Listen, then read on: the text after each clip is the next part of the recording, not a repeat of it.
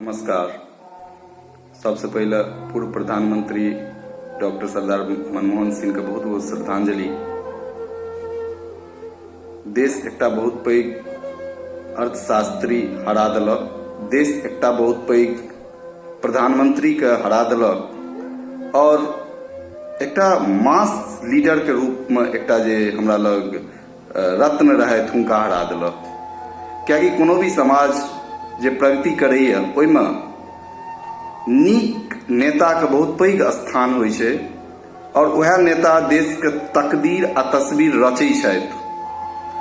एकटा एहन सुधार करै लेल प्रतिबद्ध रहै छथि जाहिसँ सिर्फ एकटा के जिंदगी परिवर्तित नहीं हेतै बल्कि वो पूरा मास के जिंदगी परिवर्तित भऽ जेतै।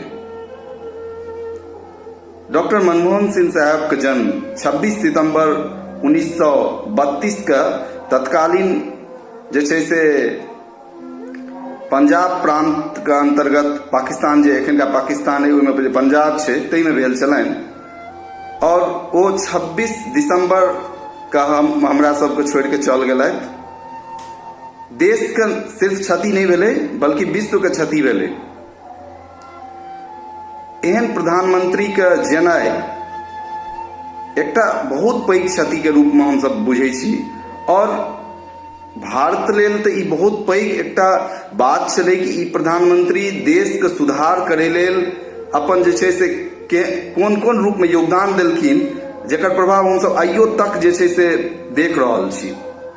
एकटा नीक वित्त मंत्री, एकटा नीक प्रशासक, एकटा वित्त सचिव और एकटा पैघ अर्थशास्त्री के जेनाइ एकटा युग में अपने आप के इतिहास के रूप में दर्ज भ चुकल छै।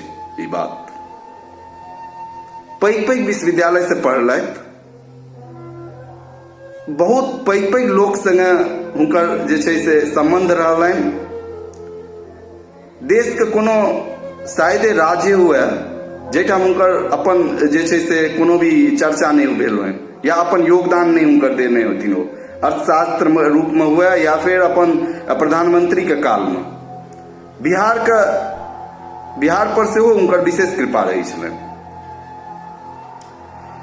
बहुत एहन वाक्य हम अहाँ के आगू चर्चा करब जाहिमे अहाँ के पता लागत कि वो एकटा अर्थशास्त्री के रूप में भले ही हुनका कहल जाइ छलनि कि वो एहन प्रधानमंत्री छलथि जे प्रधानमंत्री मौन रूप में छलनि। हुनका ई रूप में लोक आलोचना करै छलनि कि वो मौन रूप में छथि, वो बेसी बाजै नहीं छथि, लेकिन उनकर यहाँ एक मजबूत स्तंभ बन गेल छलनि।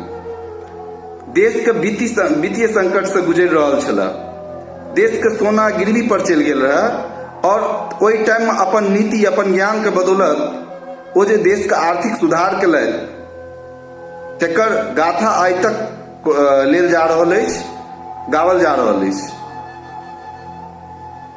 1990-91 के दौर भारत आर्थिक संकट से गुजरि रहल रहा। देश के विदेशी मुद्रा भंडार हम अहाँके बता दी कि ओहिमे जे छै से स्पेशल ड्रॉबैक राइट रहै छै, ओहिमे स्वर्ण भंडार रहै छै और भी एसेट्स रहैया, रुपैया रहै छै, SDR तो कहबे केलहुँ से रहै छै। मतलब देश के आर्थिक व्यवस्था में अगर प्रॉब्लम होइ छै तऽ वो जे छै से विदेशी मुद्रा भंडार के प्रयोग कयल जाइ छै। ओहि टाइम में भारत के विदेशी मुद्रा भंडार बहुत कम भऽ गेलै। हम सब कहि सकै छी कि एकटा ऋणग्रस्तता के अवस्था में जा रहल छलहुँ। ओहि टाइम में अपन ज्ञान के बदौलत नरसिम्हा राव प्रधानमंत्री रहथिन 1991 में और वो जे छै से अपन नीति का और ज्ञान के बदौलत देश के आर्थिक संकट से उबारलथि और उदारीकरण, निजीकरण और भूमंडलीकरण के रूप में एकटा हम नया बाजार व्यवस्था के स्थापित देखै छी जाहिमे देश जे छै से पूरा विश्व के अन्य भाग से जुड़ल सामाजिक व्यवस्था लेल, आर्थिक व्यवस्था लेल, राजनीतिक व्यवस्था लेल। खासकर जे हम देखै छियै आइ बाजार व्यवस्था में उदारीकरण से हुनके देन कहि सकै छियनि और हुनके देन छलनि निश्चित रूप से।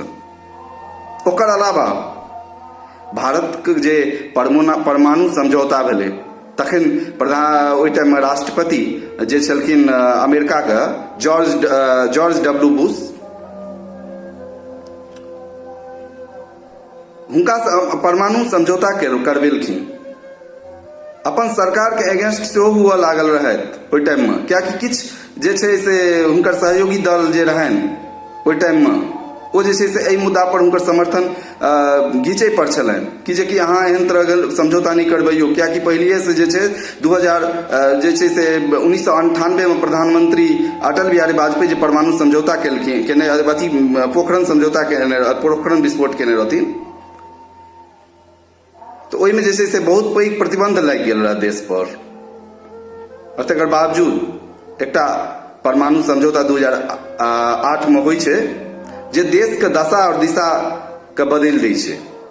भारत पर विश्वास बनऽ लगे छै, एकटा विश्व बिरादरी के बहुत पैघ विश्वास बनऽ लगे छै कि नहीं आब इहो परमाणु संपन्न राष्ट्र तऽ भऽ गेल हँ और एहन शक्ति छै तखन ओ एहन पैघ समझौता केलकै हँ और एहिसँ जे छै से भारत के अर्थव्यवस्था पर सेहो प्रभाव पड़ै छै।